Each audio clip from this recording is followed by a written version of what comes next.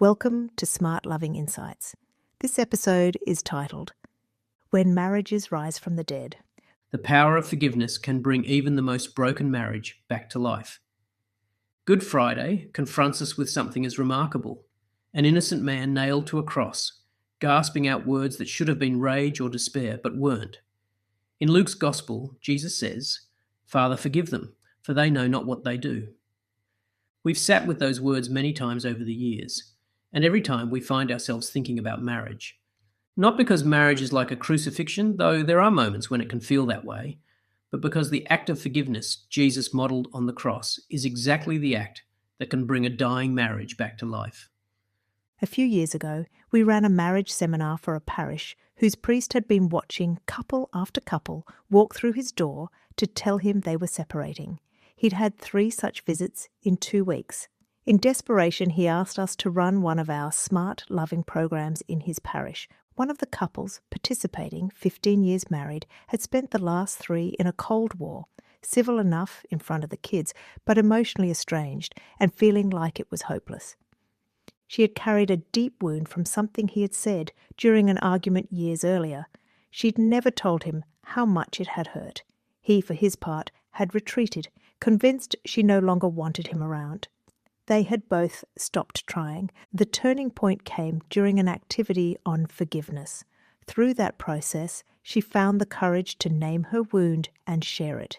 He didn't realize how much damage he'd done, nor did she realize how much she had hurt him in other ways. They left that weekend with renewed hope. They forgave each other, reconciled, and committed to a new way to relating.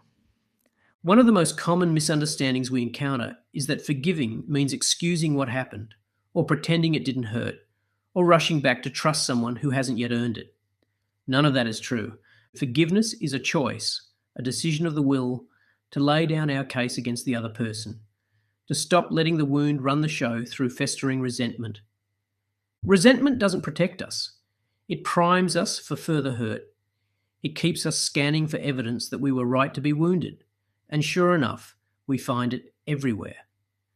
Forgiveness interrupts that cycle. It doesn't mean trust is automatically restored or that difficult conversations don't still need to happen, but it creates the conditions, the open door in which a marriage can begin to breathe again. Easter is not just about one death and one resurrection. It's about a pattern written into the fabric of creation, that death is not the final word, that what looks finished can with God become a beginning. We've seen this in marriages that by any human reckoning should have been over. Sure, not every story ends in full restoration, and the church walks with people through that too. But far more marriages than we might expect are capable of resurrection.